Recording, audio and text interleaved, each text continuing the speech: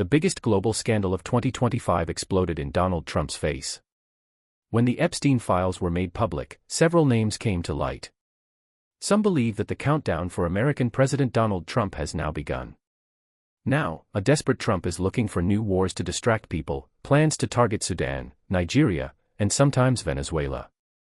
Despite months of attempt, Trump and his entire administration have been unable to keep the Epstein Files out of public view. Last month, amid pressure from Democrats and the media, Congress passed a law to release these files, after which the U.S. Justice Department started releasing thousands of new files. So far, 130,000 pages have been released. Some new names have emerged in these new files, and some new facts have surfaced. From American pop star Michael Jackson to billionaire Bill Gates to political theorist Noam Chomsky, everyone has been exposed in these files. But Donald Trump's name was not visible to the public in the first tranche of the new files. However, that gap was filled when, just before Christmas, the Justice Department released 11,000 more files, in which Donald Trump's name is mentioned not once, not twice, but more than 600 times. We not only found compelling evidence of a deep connection between President Trump and convicted offender Jeffrey Epstein, but also that Donald Trump may have been behind Epstein's death in prison. This doubt is now turning into people's belief.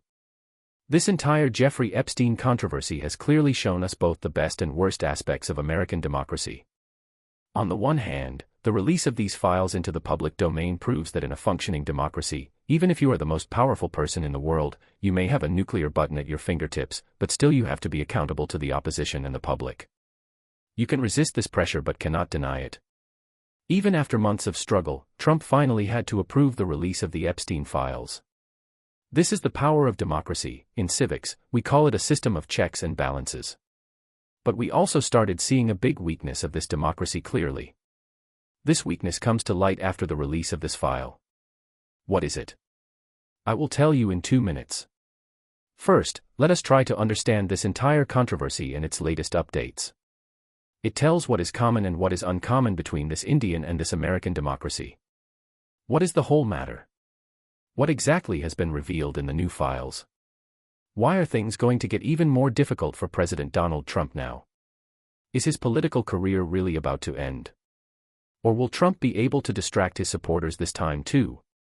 Don't do half the work like a politician. Subscribe and press the bell icon. If you want to know the background of the Epstein Files, then we already created a Part 1 episode for that.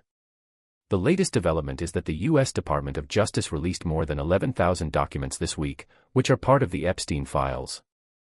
Many of these documents are redacted, meaning many names, many details, many photographs, many faces are censored. Passing this bill, Congress has allowed the redaction of this information as per the law, in a manner that does not compromise the identity of the victims or any active investigation. But the information in these documents that has been redacted has led to the Department of Justice facing criticism from both political parties. The families of the victims are also saying that you have made so many redactions. This clearly tells you that you do not want to tell the truth to people. Even while releasing the files, you want to hide people's faces, their names, you want to hide the details. Despite the redactions that have been made, many new details continue to emerge. The dark underbelly of American politics is now visible to people. A lot of interesting information related to President Donald Trump has now come to light, and because of this, the U.S. seems to be heading towards another political crisis. First, we learned that Donald Trump traveled on his private jet with the convicted offender Jeffrey Epstein at least 8 times between 1993 and 1996. According to new documents, another convicted child offender, Ghislaine Maxwell, was also present with Trump on these flights, and she's a very powerful woman. All these wires were running from here somewhere. Trump is also listed with his family on some other private trips, but on one flight, only Trump and Epstein were passengers. 2 other flights also carried women passengers. These details were not yet public. This is the first time this information has come before the people officially. The question arises that if Trump and Epstein were such close friends, then why did Trump go to his private island so many times on his private jet? Not to play gilly-danda. But traveling on a private jet with just someone is not a crime. That's why this document in itself may not be that much of a concern for Trump. But after this, we see another document where we see a complaint from a victim who is telling the FBI how she was trafficked by Jeffrey Epstein at the age of 13, and even while she was pregnant.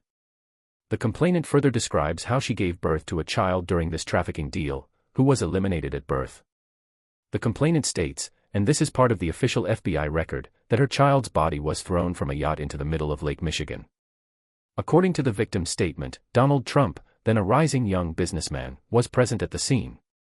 Trump is also listed as a witness in the complaint. Now, the question arises that if there is even a little truth in these claims, then why has Trump been hiding this from the world for so many years? Why has he been denying his close friendship with Epstein? He should have exposed Epstein to the world earlier. He's presidential material, at least could do that. And if he did it, many innocent girls would have been saved from becoming victims of Epstein's racket. We also find a handwritten letter in the released documents. It appears that this letter was written by Jeffrey Epstein to Larry Nassar, another convicted offender, in which Epstein tells Nassar that President Donald Trump is just as interested in young nubile girls. Apart from this, some other objectionable things are also mentioned in this letter. When this letter was written in 2019, Donald Trump was the President of America, and just days after this letter was written, Epstein died mysteriously in prison. American authorities had dismissed it, saying he took his own life, but as new files were opened, the suspicion that it was an assassination is deepening. As soon as this letter surfaced, the FBI and the Justice Department came to Trump's defense, started calling this letter fake. The Justice Department itself has released this letter, by the way. Now they are saying that, no, the jail address has been written wrong, the handwriting isn't Epstein's, just as the signature at the bottom of this letter isn't Donald Trump's. In the new files, we are now clearly seeing signs of a cover-up operation. It appears as if the entire administration was working to do away with the Epstein file as soon as Trump returned to power. FBI Director Kash Patel told a congressional hearing this year that Epstein did not have any such client list, nor any clients to whom he supplied underage girls. But the newly released document clearly shows the FBI had the names of at least 10 co-conspirators who were part of a trafficking network with Epstein. Before the release of these files, there was not much information about these co-conspirators. Now that we have this information, it raises questions about the FBI and Kash Patel. Was he deliberately lying to the Senate hearing committee? Apart from this, Trump's name and pictures are visible in the files released last week, where in one photo we also see a check given by President Trump with the caption, "Once in a blue moon." The documents indicate that Trump paid this amount to buy a girl from Jeffrey Epstein, at least those in America are believing it. How you Americans elect such a president? What's going on in America? We can clearly see there how dirty politics can be, but it's a little difficult to understand clearly who is guilty and how much because of the many redactions, because somewhere an attempt has been made to save people by these redactions. The Justice Department is repeatedly giving this clarification. These redactions have been made to protect the victim's identity. This is very important, but you could do better. As soon as the new documents were published, people pointed out that a simple copy-paste, you copy this redacted document from an Adobe PDF, where all these lines are blacked out, and paste it into a simple text software, then all those things come to light, because basically PDF draws a black line, not delete the layer.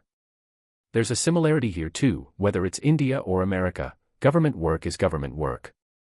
This is what happens when you are not technologically equipped, as the Trump administration has shown. And hackers are taking advantage here. They are claiming that they have the complete version. They say they have the unredacted version, the complete Epstein file in PDF format, download it from here. And people are also downloading in a big way, but it had malware. Viruses are being injected, malware introduced into people's computers through PDF documents. No executable file is required. That is why it is important that you have to be very careful about your online life, what you are downloading and what you are checking. I use NordVPN for my online security and anonymity.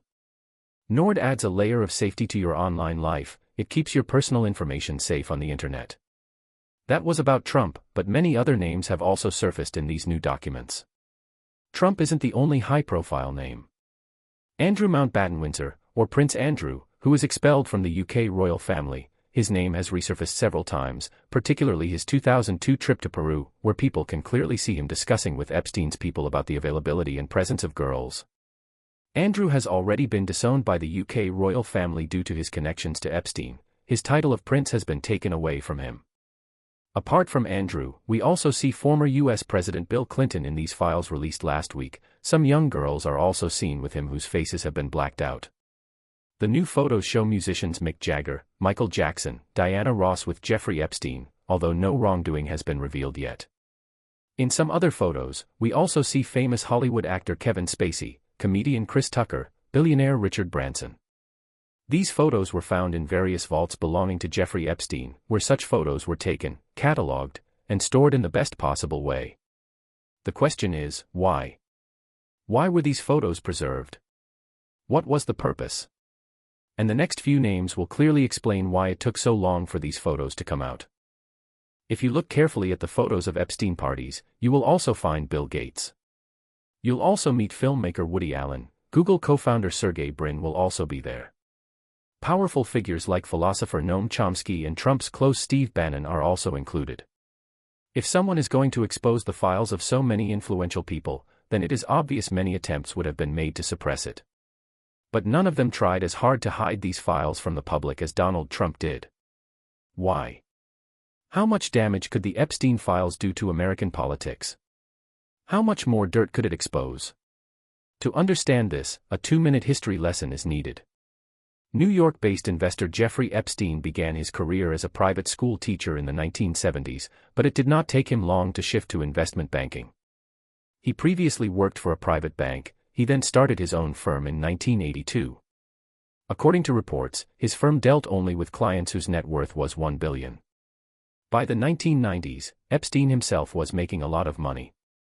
Epstein also had properties in many countries around the world, and many people have raised the question that how did he earn so much money so quickly? Did he really earn from the market, or is he a spy who worked for Mossad and became the face of a blackmail operation in the US? Whatever the background, Epstein's secret life came to light for the first time in 2005 when some underage girls accused Epstein of offering them money for massages and acts at his Palm Beach mansion. Later, it also came to be known that he assaulted a 14-year-old girl. Gradually, it became clear that Epstein was not the only one exploiting these girls but also supplied them to his rich friends. A 2005 investigation uncovers the full-blown scandal. Now you will say this should be over right then. But be it America or India or any other country in the world, where you have a lot of money and good connections, no matter how much evidence there is against you, goods, people, or testimonials, you get away with it. Somewhere someone writes a 300-word essay, and somewhere else goes to jail for 2-3 months. Something similar happens with Jeffrey Epstein. Even after all this came out, Epstein signed a secret plea deal with the then U.S. Attorney General, in which he was sentenced to only 13 months, registered as a sex offender. A Justice Department review later stated that the deal was signed by the attorney at the time, Alex Acosta. This was a very poor judgment deal.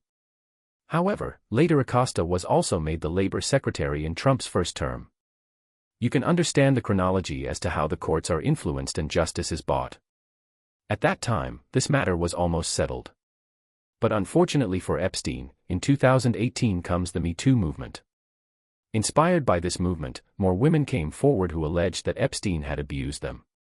This time, Donald Trump himself would be becoming president. The Justice Department, because in America, every department operates independently, so they started a new investigation against Epstein. Within a year, Epstein was charged in New York with trafficking of underage girls. The American institution was working, justice was prevailing, the case was still ongoing. But in August 2019, there is a twist in the case again. Epstein was found unconscious in his cell at New York's Metropolitan Correctional Center. After being taken to the hospital, he was declared dead. There was also an attempt to state that Epstein took his own life. In a democracy like America, a high-profile, well-connected offender dies in prison is no small matter. Almost immediately, the whole of America and the whole world realized that something big is going on here. Within weeks of Epstein's death, an independent forensic pathologist publicly declared it homicide. Private experts said that the bones in Epstein's neck were found broken, which is observed when someone is strangulated. Meanwhile, footage from the CCTV camera near Epstein's cell on the night he died also disappears. The footage that the Department of Justice later released contained a 2-minute time code jump. In 2023, the U.S. Department of Prisons even said that they don't even have video footage of Epstein's prison cell. Now, new files reveal that Epstein also filed a complaint against his cellmate that he could take his life. Epstein's cellmate was also removed from there just a day before his death. Why was this done? We have not yet found the answer. Who was the first to find his body that morning? Where did the 2 guards who were supposed to keep watch go? We can't expect answers to all of these questions right now, so it's clear that something was hidden. Someone wanted to eliminate him. A scandal was brewing on a grand scale. Trump diligently pursued this cover-up this year as well, attempting a major cover-up. When Trump returned to the White House in January this year, he had a choice, that he order the Justice Department to release the file immediately. By doing this, he could fulfill a firm promise made to his passionate supporters. Trump himself had been chanting transparency for the past several years. He said, "These Democrats are the offenders. As soon as I come to power, I will release the file." But despite saying so much, Trump did not fulfill his promise. He continued to target his critics. He kept shifting the blame, trying to distract people. Meanwhile, his associates, who had promised their followers that the files would be released as soon as possible, they too found themselves in a tough spot. But MAGA's good days were not going to come. They thought of a lot, but the promised revelation never came after the distraction.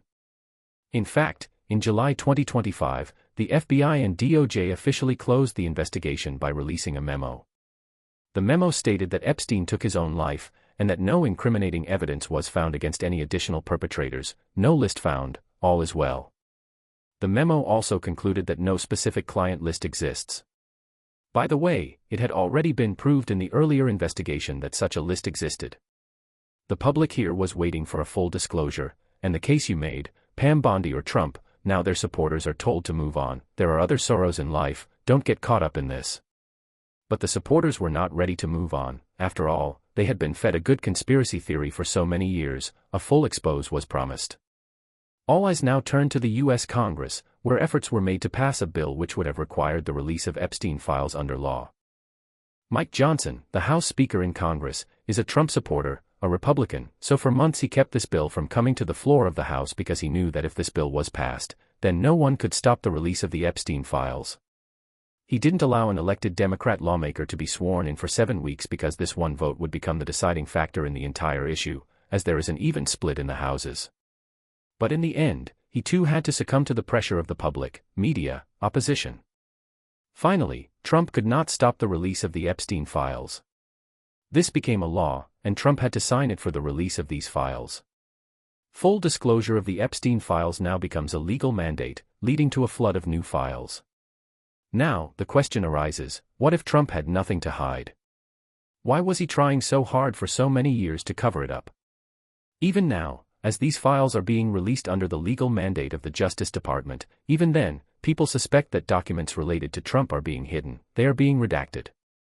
The Justice Department says it has found another 10 lakh pages of documents related to Epstein. Those which need to be reviewed will have to be redacted first, and only then can they be released. This could take several more weeks. But the question is that if there were so many documents which you did not study, then how did you file the case closure? How did you tell that there is nothing here, there is no list? You gave a clean chit. Now, perhaps the full truth in this matter may not come out while Donald Trump is in the White House. It is possible that some critical pieces may remain redacted. But the other aspect of this is that in the last 4 years when Trump was not in the White House, then, if the Biden administration wanted, it could easily release these files. What a strong, powerful spice it would have provided in the election against Donald Trump. But the Biden administration did not do this either. Democrats also knew that their names would also appear in this file, and now pictures of Democratic President Bill Clinton have surfaced. This clearly explains why the Democrats did not release this file despite being in power for 4 years. As it is said that everyone is involved in Epstein files, look at how democracy works. Top leaders from both parties fail here. Ultimately, the public demand prevailed. The American public forced the release of these files. Even the U.S. president was unable to stop it. The files had to be released. One of the truths of American democracy is that if you don't have hard numbers, you can't do anything further. Despite all this, Donald Trump will remain in his position, and no one will be able to harm him because the opposition doesn't have the numbers to remove him from office. They don't have the numbers to impeach him. Nor do the common people of America have any special problem with this character of Trump. He has always faced serious charges. Despite this, the American people have elected him as their president with such a large vote. But his image can definitely be tarnished because of these files. That's why many people say this is definitely starting the countdown for Trump, not an end for Trump, but his moral authority and status will diminish a bit. And over the next few months, we will see whether or not American democracy is returning to balance, because midterm elections are going to be held in the month of November. Given the Republicans' reputation, it's possible that Donald Trump's majority may diminish. He will continue as president but will not be able to pass any bills, won't be able to take any action because the Democrats will once again control Congress. The upcoming election in November will decide whether Trump is truly finished or not. But somewhere along the line, the Epstein Files certainly showed us how much filth exists in America and its politics. In the end, the victory of the people, which I keep saying, we have definitely seen it here.